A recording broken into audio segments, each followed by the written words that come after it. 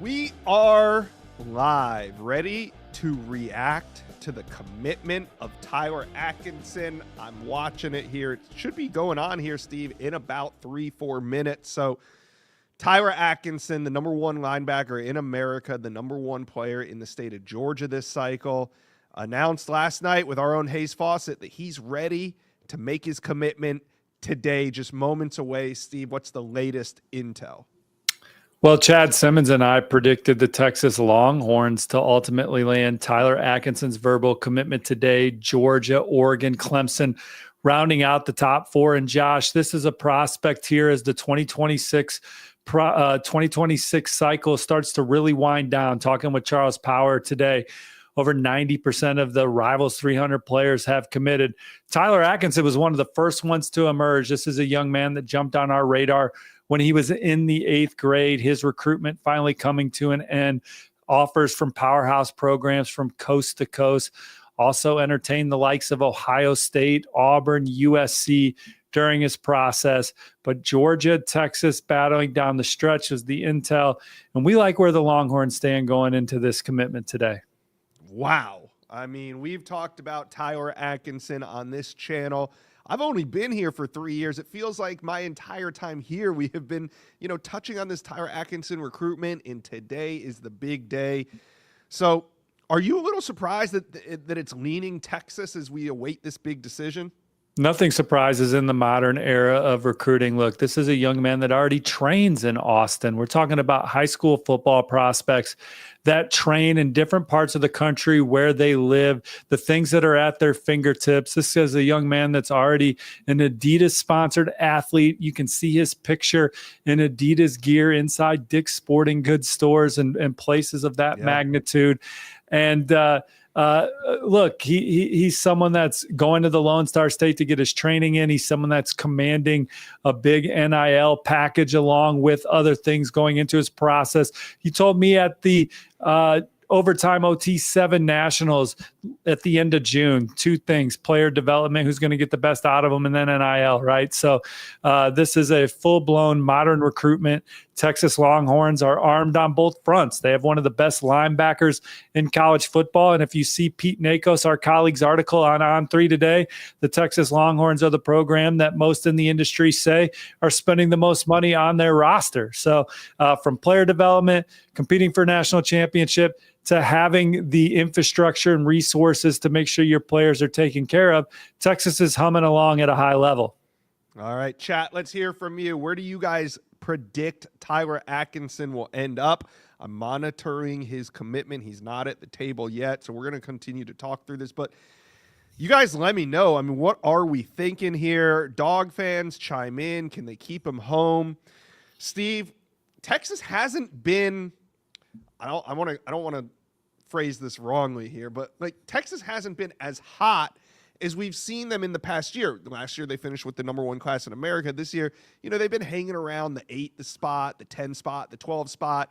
But it seems like this push for Tyler Atkinson could be a preview of what's to come for the Horns this football season. Well, in Austin, they know as much as any program that recruiting's a marathon, and they weren't leading the way at this point last year. In fact, they weren't number one in the standings in late November, but they finished number one in early December after beating Georgia and Auburn for 5-star defensive lineman Justice Terry, among others that they landed down the stretch. Look, you can't control when the prospects you want are ready to make their final college decisions. Texas is just a steady Eddie on the trail from the head coach down. Steve Sarkisian, very active in recruiting their top targets. They have assistant coaches that do a good job. And then they have an off-field recruiting staff that's also very much involved. An army there for the Longhorns. And they're built for the marathons of recruiting.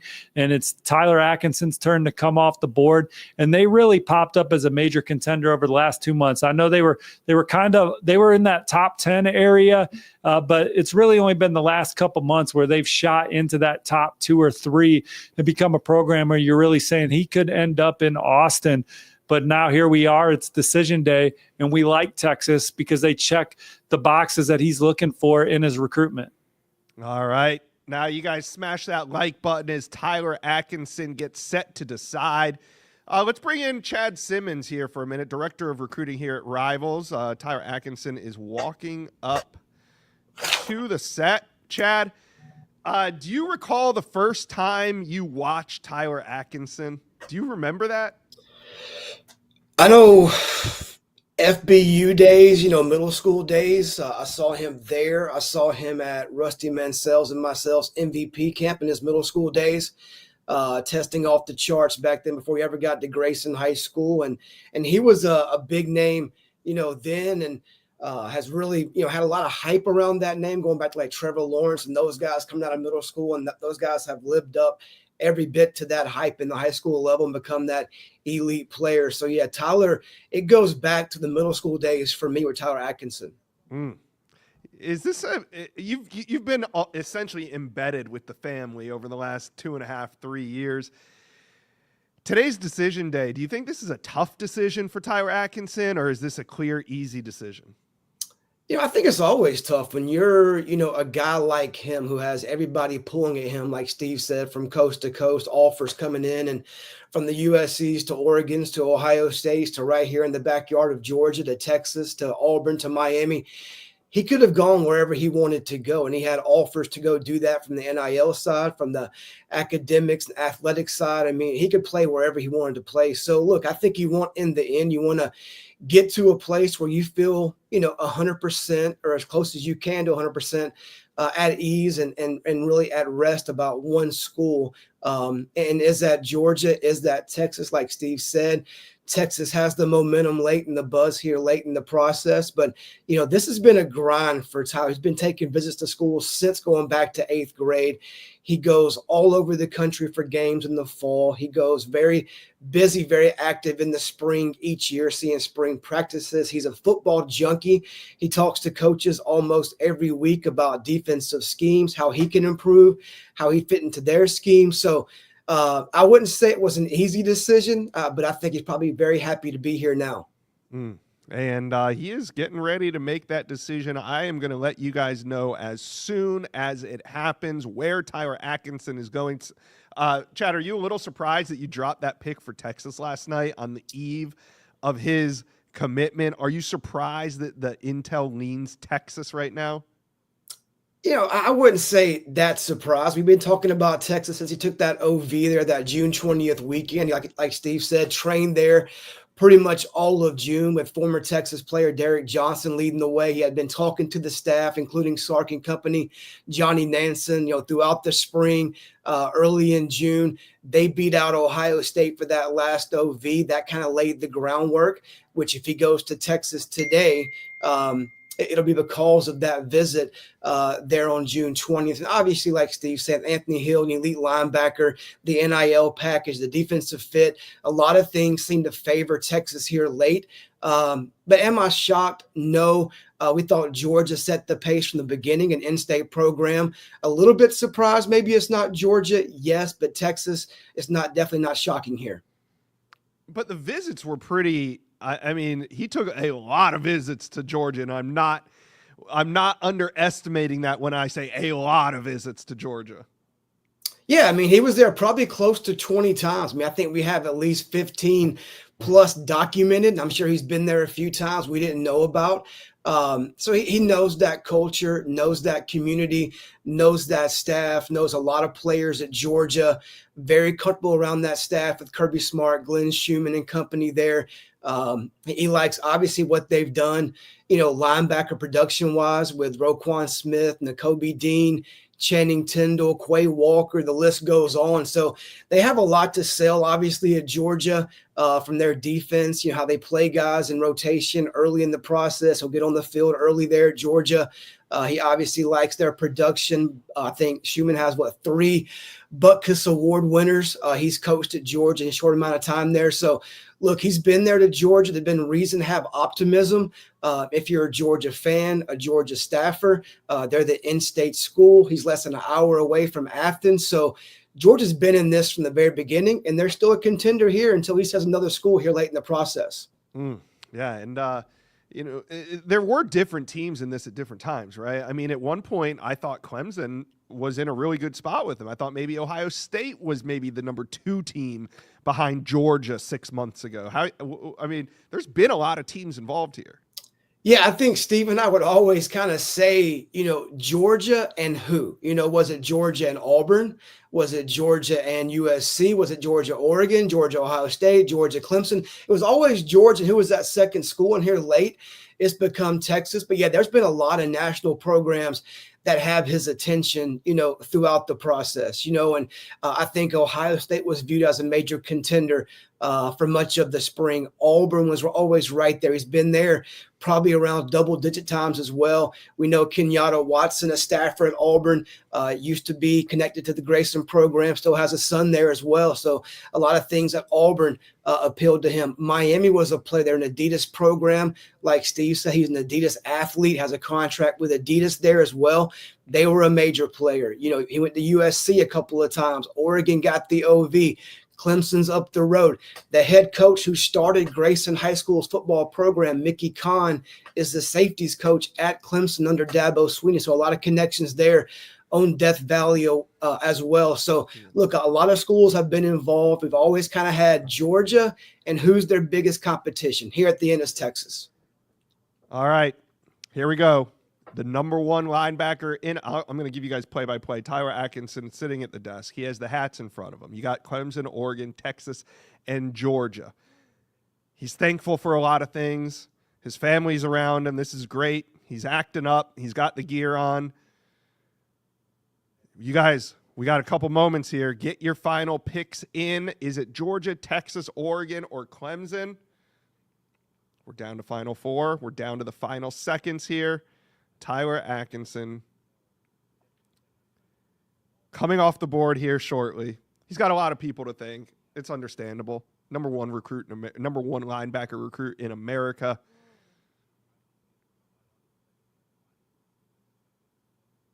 Still thanking some more people. We got to get through the thank yous, and then we are going to get to this commitment.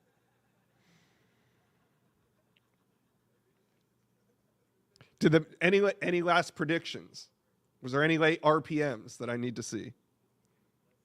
It's been a blessing. He loves all the teams, all the coaches. It's understandable. The journey's about to end. The tension in the room is rising. He would pick all 4 if he could. But you can't. You can only play for 1 at a time. I mean, with the transfer portal, you could end up playing for all 4, but he's thankful. A couple more thank yous, and we're going to get right to this decision. Tyler Atkinson is grabbing a hat, maybe?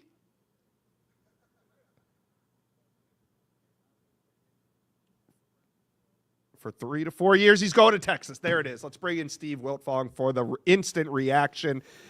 Steve, why Texas for Tyler Atkinson, number 1 linebacker in America, steals him out of the state of Georgia?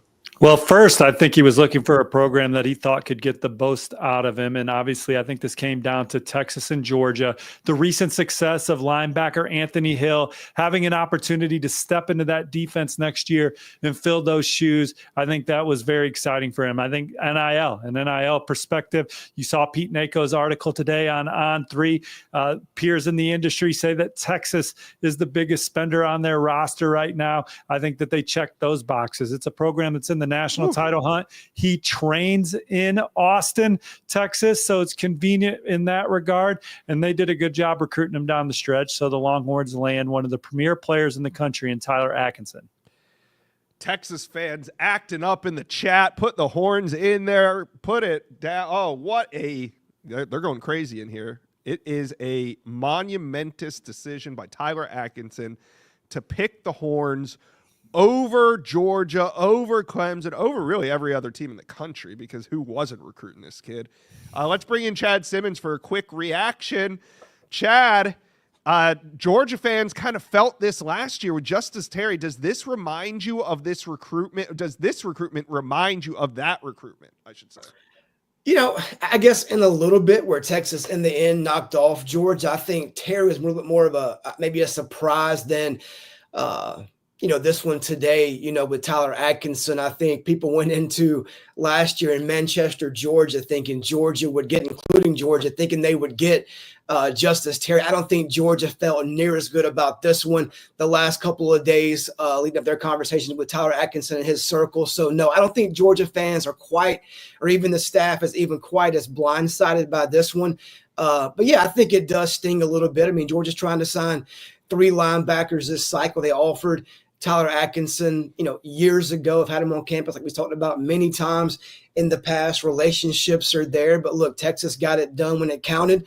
Got him on campus a couple of times, spring and summer.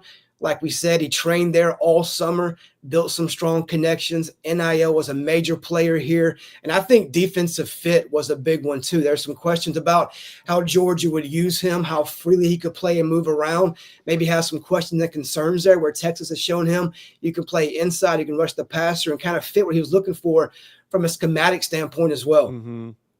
Chad, if Tyler Atkinson doesn't train with Justin Hill and work out all summer in Austin, does this commitment happen to Texas?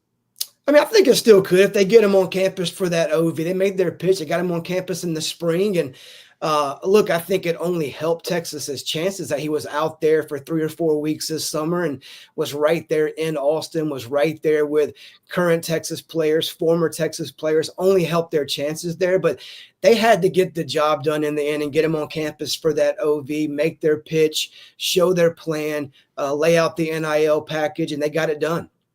All right, let's bring in Steve Wiltfong. Steve, the Horns now are inside the top 10. Number 9 overall. Dia Bell headlines this class. Tyler Atkinson is the number 2 ranked player in the class. Richard Wesley. I mean, they are slowly and methodically building towards yet another outstanding recruiting class. What do you like about what Texas has done this offseason?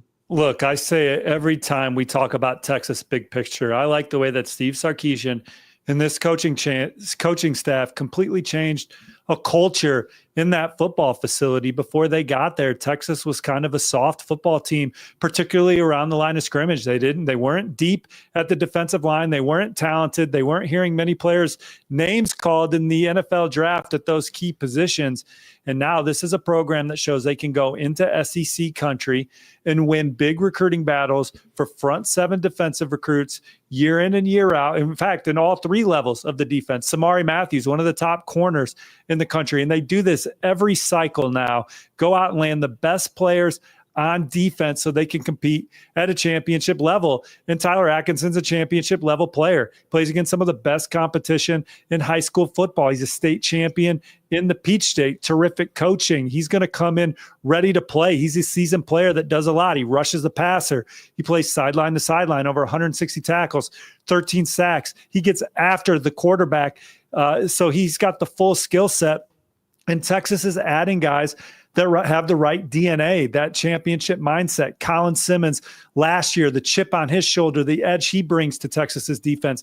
Tyler Atkinson in the same mold, the leadership qualities, the traits that you covet. I think that they had a plan of how they wanted to recruit massive offensive linemen, these guys that they recruit year in and year out, 300 plus typically, and they rebuilt an offensive line that could protect their talented quarterbacks. And so Texas is one of the more physically superior teams in college football, and now they're just adding to it, landing guys that meet that standard. It's hard to win the last game of the year, but they're in the conversation with the football team that they have this year, and landing guys like Tyler Atkinson, they're going to be in the mix to play for championships for years to come. Yeah. No doubt. All right, let me bring Chad in for one more. We're going to pivot now to what's next for Georgia. This isn't a huge blow. Georgia is recruiting out of their minds, currently have the number 1 class in America. So who should UGA fans focus on now that Tyler Atkinson is off the board? Well, it's a quick turn. Just tomorrow, about 24 plus hours from now, Nick Abrams, a top linebacker, announces his commitment. And look, in the perfect world, Georgia would have had Shadarius Tootle Tyler Atkinson and Nick Abrams in their linebacker room this cycle. But obviously Atkinson is to Texas. Tootle, they flipped from Auburn. Now they want to add Nick Abrams from up in Maryland at McDonough School, and they have a great shot to do that. I think it's coming down to Georgia versus Oregon, Dan Lanning versus Kirby Smart. Michigan's trying to hang around in this race, and Alabama's the other finalist for Nick Abrams. But I think tomorrow evening, Georgia fans got to be tuned in to see what happens with Abrams. He's been a top guy on Georgia's board for a long time. Maybe not quite as long as Tyler Atkinson, an in-state kid, but Schumann's had a lot of dialogue with Abrams, his circle. George did a great job with his family as well. He's been down multiple times to Athens. He's watched spring practice. He's taken the OV. He's the one now Georgia fans want to keep an eye on. There's a lot of buzz around defensive lineman Valdon Sohn from Sweden as well. He's a major player, major target for Georgia. Nebraska's been involved there. Some other top programs like Florida, but he's picking up steam as well with this Georgia class also. But right now, the first one to watch is definitely four-star linebacker Nick Abrams. And I believe we're going to have that one on the channel. I've been talking to Nick. You never know with these things, but I think we are going to have that live tomorrow night. All right, Chad, appreciate you stopping by for this live commitment special. Anytime. Thanks, Josh. All right. The great Chad Simmons, director of recruiting here at Rivals. Now we're back with Steve. Steve, let's pivot back to Texas. So now Texas is inside that top 10, and we all know they're not done. What else is on the board for the Horns? Well, I wrote an article this morning saying that they were in on 4 top 50 recruits. Tyler Atkinson, one of them. How about edge rusher Jake Kroll? They're recruiting against rival Oklahoma. At one point, the Sooners looked like the runaway favorite, but I'm hearing that Texas has evened that recruitment up. Ole Miss also in the mix for Jake Kroll. You want to talk about Texas rallying to win a recruitment late like they did in the last couple months for Tyler Atkinson? How about running back Derek Cooper? He's the number 2 running back in the land in the Rivals industry rankings. And there's some buzz around Texas as they are moving up the list. Georgia has led for a lot of his process. He's had intrigue with Miami and Ohio State. But like Tyler Atkinson, Texas is becoming the hot school going into his commitment this weekend. Texas isn't going to go away on some flip targets. One of them I wrote about today was James J.J. Johnson, Rivals number 1 ranked defensive lineman in the country. He's committed to Georgia. That was a recruitment that kind of ended abruptly. I feel like after 2 visits to Texas, one in the spring, one in the summer, the Longhorns have always felt good about their position. They're going to keep recruiting him. And a couple guys I didn't write about this morning, but we've talked about on the Texas message board. So subscribe, get in the conversation, get in the dialogue, be in the know on all these things with our great team sites and then our national team. But Jabari Mack, he's a receiver committed to LSU. I don't think Texas is going to stop recruiting him. And how about another linebacker, Isaiah Williams, currently committed to Ole Miss? I think I would not be surprised if he popped up on Texas's campus this fall as the Longhorns continue to push for him as well. So could Texas finish number 1 for a second straight cycle? I don't know how all that adds up, but what I do know is they're going to make a run at the top 5, and they're a program that we're going to be continuing to talk about through the rest of this 2026 recruiting class. Absolutely. Texas fans, make sure you're subscribed to this Rivals recruiting channel because we have a lot more Texas to talk about. All right, Steve, we appreciate you dropping by for this Tyler Atkinson special live commitment. No, we did it. Another great show. Hit like and subscribe. All right, there it is. Tyler Atkinson, the number 1 player in the state of Georgia, is heading to Texas. A lot of people thought this was going to go in Georgia's direction for the last several months. Last night, picks started rolling in for Texas. Today on the Pat McAfee Show, Tyler Atkinson, the number 1 linebacker in America, announces his plans to head to Austin. He's a Horn. Let's put the Horns in the chat one last time. We are here for the commitment of Tyler Atkinson.